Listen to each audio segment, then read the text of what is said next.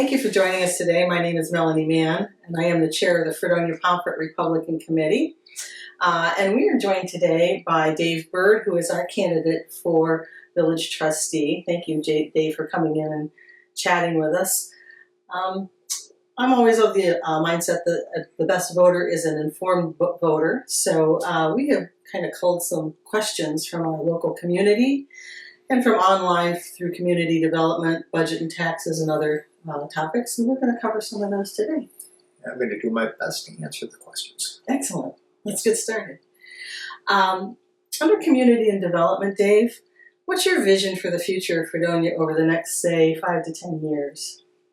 Fredonia's biggest problem, obviously, is its water situation. So the number one thing we have to address is the water situation. We need to, in my opinion, hook up to the North County Water District. After we do that, we can decide if we want to get rid of or keep our reservoir. It's not something we have to decide before we join up to North County Water District. And then we have to upgrade our piping under the streets.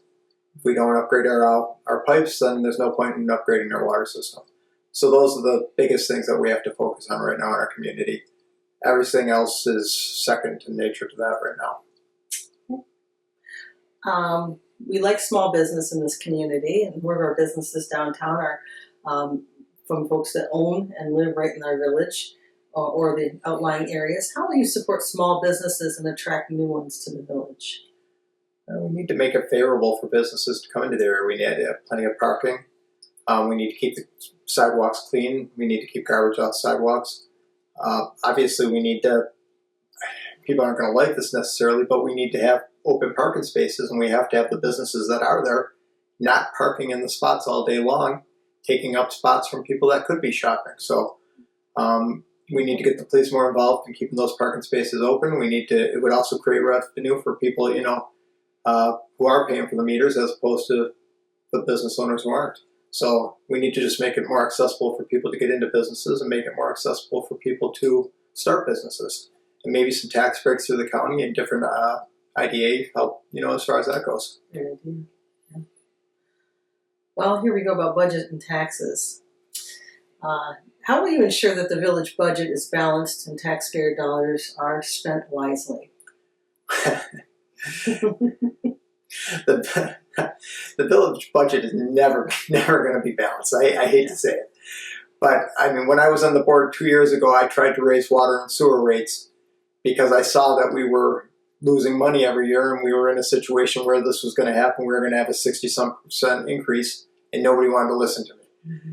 I tried to raise revenues from food trucks and the farmers markets, which the farmers markets, I wanted just a $25 or $50 permit fee for the entire year. And the community fought me on it. I wanted to raise money through parking meters. I wanted to raise money through charging, the parking lot behind our businesses. We have a lot of overnight parkers from the different rental houses. And I said we should sell parking permits to those people instead of giving them free parking on community property. And everybody hated me because I wanted to raise this money. I tried to raise taxes, and I wanted to raise taxes 3% both years I was on the board, and everybody said, well, no, we're using the fund balance. I said, well, that's not what the fund balance is for. We should raise the taxes. Had we raised taxes 3%, raised the water and sewage rates, and done what I had suggested, instead of a 66% tax increase, we may have had a 15 or 20% tax increase. And a 15 or 20% tax increase still hurts, but it would have been a heck of a lot better than what we have now. And you can say, well, you did 3%.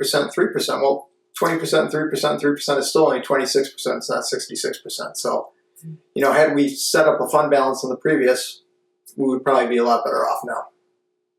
Okay.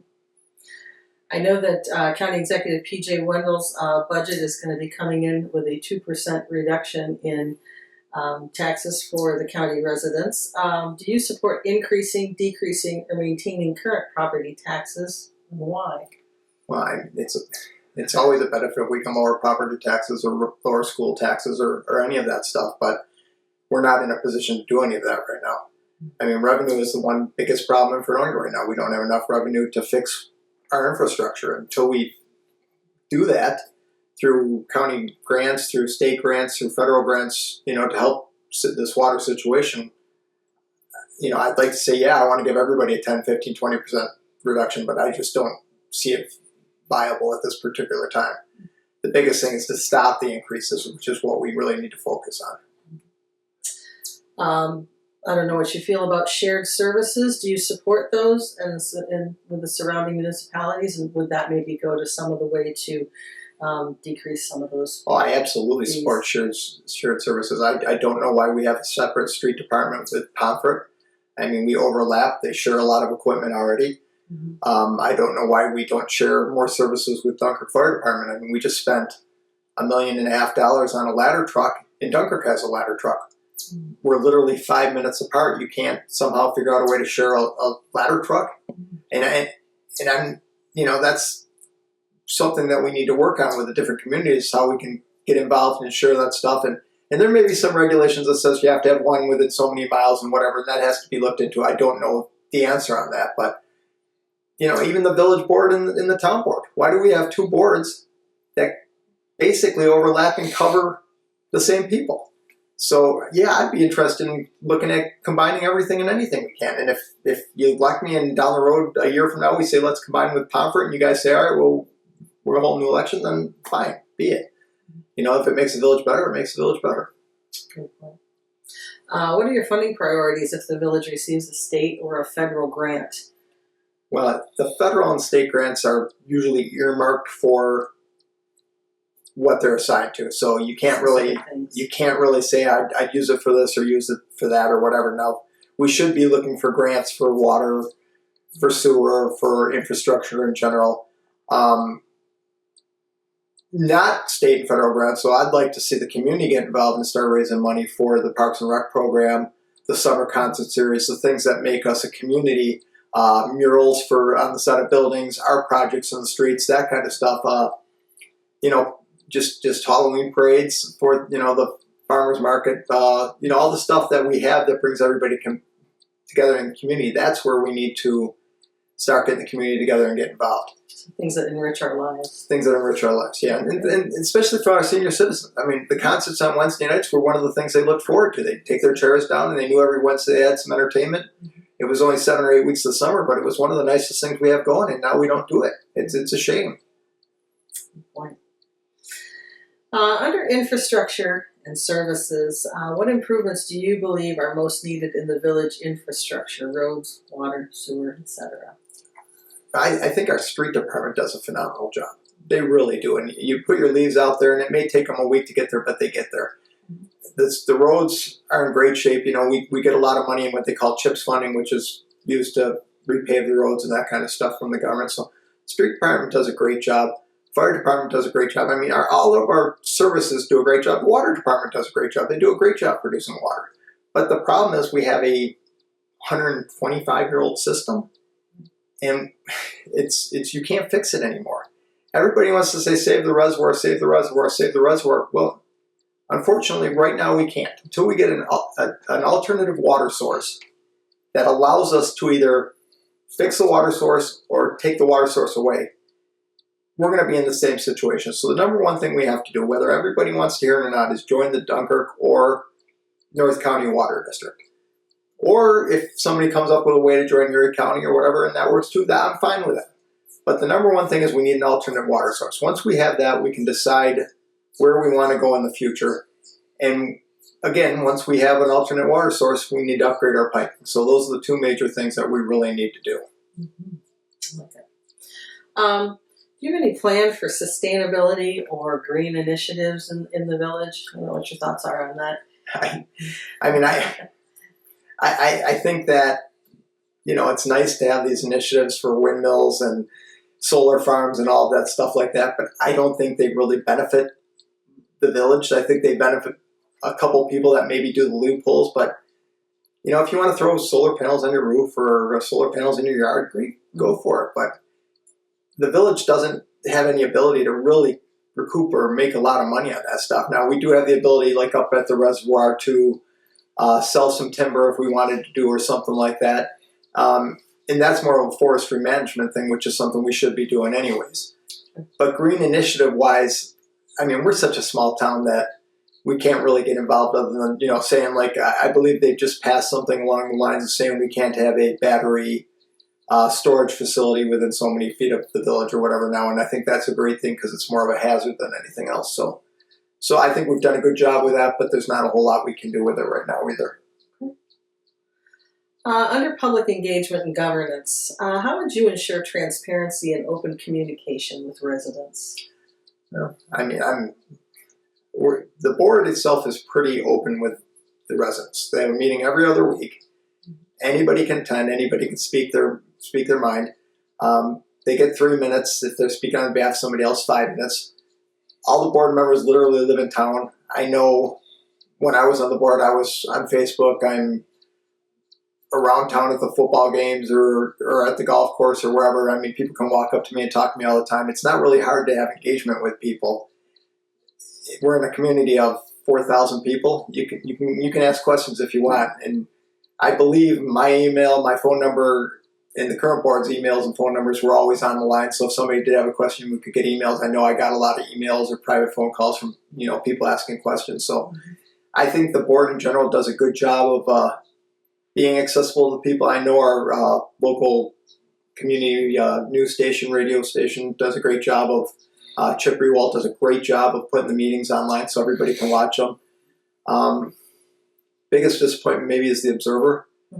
Doesn't do a great job of really explaining the situation in a way that does anything else other than sell newspapers. I wish they'd be a little more fair in their coverage.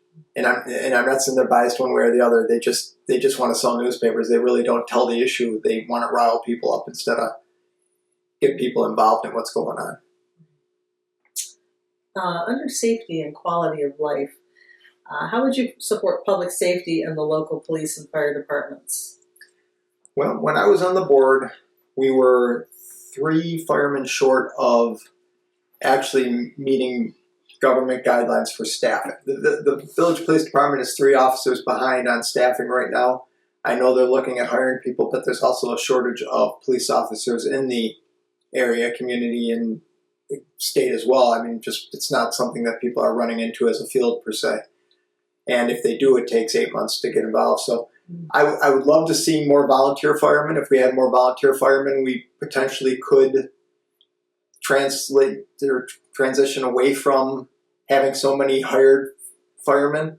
I don't know if the schools looked at having community resource members as opposed to a hired police resource person there.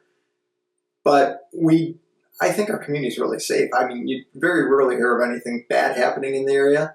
Is there drugs? Is there alcohol? Is there this? Yes, but that's every community. But for the most part, you can walk down the street or take a run at 12 o'clock at night even if you wanted to and feel pretty safe in Fredonia. And that's the nice thing about living in a town like this. It really is a safe, happy place to live for everybody. I know when you were on the trustee before that Parks and Recreation was something that you were in charge of. Do you have plans to improve Parks and Recreation or cultural events? I know you touched on that a little bit with the residents, especially the elderly and the concerts in the park. That was one of the things that I ran on really heavily the first time. And when I took over the Parks and Rec Commission, we used to have a budget, I think, of about $6,000 for the concerts and the parades and all of that stuff like that. And they were hiring 2-man orchestra, little bands and stuff like that. And they were really kind of sad concerts, and you get about 10 people, 12 people down in the park. And at the time I left office, we were getting 100, 200, 300 people for some very top quality bands with Todd Langworthy providing great sound quality to everybody. We had 4 or 5 food trucks showing up consistently. They were actually good community events. People really enjoyed them. They actually were, highly engaged in who was coming the next week, whether it was going to be a country artist and we did street dances. We did a Christmas dance. The Parks and Rec program under Kayla Sullivan was absolutely phenomenal. She absolutely killed it. I mean, we had largest participation I think we've ever had. And that employs a lot of our local kids. A lot of them are their first-time jobs. I believe Angela is going to be running it this year, and she's, worked with Kayla for a bunch of years. She's phenomenal. We need to get the community involved. We need to start raising money for that so we can continue and build that program back up again, because it's a shame we don't have anything in this community right now that really ties everybody together, and that was one of the things that did. So that's going to be key again for me, is starting to try to bring that back and make sure that that's something that we have. Now, I know everybody says, well, it's $6,000 or $8,000 we saved for, the cost of getting rid of those concerts, but we have 4,000 residents. If every resident paid $1.50, those concerts come back. If, like Dunkirk does, they have a business that sponsors for $700 or $800, gets their name above a concert, it doesn't cost anybody anything, and that business gets advertisement. So that's where we need to look, is we need to get everybody involved, get the businesses involved, and start doing it. That's a great idea. I know you'd mentioned earlier kind of the Fredonia faculty or students, engaging them maybe through the police department, fire department. How can the village better engage students and faculty as part of our community? John Esperson, who's on the board right now, has done a great job with that, as far as he's gotten some of the different students involved in doing things like GIS mapping for our water piping system, for our sewer grates, for different stuff like that maybe we didn't have mapping of, and that type of thing. There's areas in this village that flood constantly. Geology sciences could look at that and figure out maybe if we could come up with a better way of routing water. When we do start redoing this piping, we're going to need detailed maps of where everything goes, what size they are, something the community could, the college could get involved with. As far as the Parks and Rec department, I mean, there's a ton of dance programs, musical programs, theater programs over there. If we get those kids involved in free programs to teach, kids instruments or theater or singing, or even put on concerts in the park. And I know they're not here during the summer, but they're here we have great weather in March, April, May. We have great weather in September, October, November. If we could get them engaged in doing some of that stuff, it would be phenomenal, and I think the kids would really like it. So, and the college has great facilities too. If they, if we can work out a deal with them to allow the college, let the college get involved, and we have community active nights in their gym, if we have community swimming nights, if we have stuff like that we can work out together, and get their students involved and helping out free lifeguards and that kind of stuff, that would be great. So I'm all for it. We just got to keep asking and asking and asking until we can get them to get involved. Ideas. Okay. What specific experience or skills do you bring that make you a strong trustee candidate?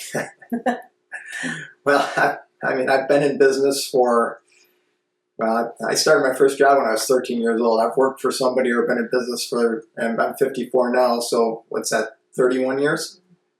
41 years? I've ran big giant companies. I've ran big giant budgets. As you're going to see, I'm going to pass out a flyer that says I'm not necessarily the smartest guy in the room, but if you want to get something figured out, I'll figure it out. I may be a MacGyver when it comes to stuff like that. There's not always a smart answer. There's a answer that works. When we had the park or the steps going up to City Hall that needed to be replaced, and we got quotes for $120,000, $130,000, to replace the whatever. I said, well, why don't we put concrete under them and put the granite steps back on top, or the marble steps back on top? And that's what they ended up doing. Mm-hmm. I personally, the suggestion didn't come from me, but that was what popped in my head, and that was what came along.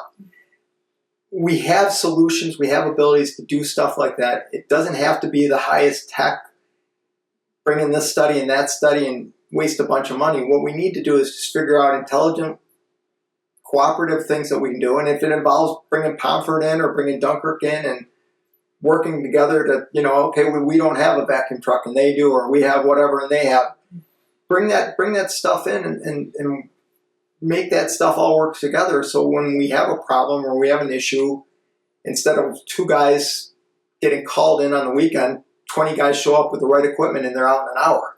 And that's where we really need to do it. Focus on building those relationships, and that's what I'm good at. I'm good at selling people on getting together and doing something and maybe making a difference that way, as opposed to, okay, we can pinch a penny here or we can do that there. I sometimes, instead of worrying about pinching the penny, you can make it go a lot further by just working together and creating alliances and friendships with everybody else. So that's what I bring to the table. I can give you a good solution. I can explain to you why we need to do it, and then we can move forward and hopefully get it done. So there are 4 other people on the board that tend to vote against you sometimes. That's what happened last time, so we're going to, hopefully they listen a little better this time. Yeah. Lastly, why are you running, and what would make you, what's the one thing you would most like to accomplish during your term? Well, I'm running because we had a 67% or 66 or whatever it is tax increase. I'm running because the current board is getting hammered on a water issue that goes back to, what, 7 administrations ago? I mean, that was passed and passed and passed and passed on from administration to administration to administration. How can you be upset at the current board when a violation goes all the way back to 7 boards ago and was passed all the way along? Mm-hmm.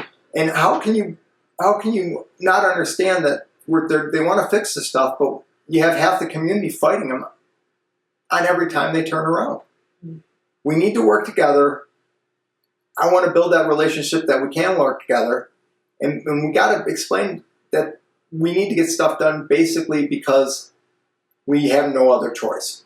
I'm running because we have no other choice right now other than to join North County, join Dunkirk, get our water situation straightened out.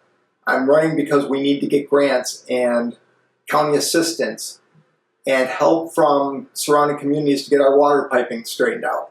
I'm running because our budget, quite frankly, it's not that they overspent, it's not that but we have no revenue coming in. I'm running to get the revenue coming in. I'm running to hopefully bring some businesses back. I'm running to bring our community together with Parks and Recreation. That's why I'm running. It's frustrating to watch everything just in 2 years. You know, when I left the board, we had a 3% tax increase and a good running parks program. And yeah, we had water issues, but we had voted at that time to join Dunkirk or the North County Water District, and then we got a lawsuit, and we got a fine, and we got this, and we got that. And by the time it's all said and done, we've wasted 2 years and $2 million for 10 people that have, no basic answer as to why we can't do what we want to do, other than, well, we don't want it. And the community needs to get together and say, look, people, we need this. It's not what we want, it's what we need. So let's join Dunkirk, join North County, join Erie County, whatever water district is going to work for us. Let's move forward. Let's put a resolution on the board if you guys want that. So 2 years or a year from now, we vote to join Dunkirk or keep that or save the reservoir, rebuild the plant, whatever. But we need to move forward, and that's what I want to do. That's why I'm running the board, because I need to see Fredonia move forward, because otherwise there's not going to be a Fredonia left. I mean, it's to that point where you can't raise taxes 60% this year, 20% next year. Property values are going to go down. The senior citizens aren't going to be able to afford to live here anymore. The kids are going to move away because there's no jobs. That's why I'm running. I grew up in this town. I've lived here. Well, I was born in '71. I've lived here all about 1 year of my life, basically. And, I love Fredonia. That's why we moved back here. That's why I raised my kids here. But you can't have $10,000 a year taxes if the jobs aren't paying you the money that sustains that. That's why we need to take control of the board. And so that's why I'm running, because we can't have big-time politics interfering with what needs to happen in Fredonia. Well, Dave, I'd like to thank you for taking this time to sit down and go through the questions.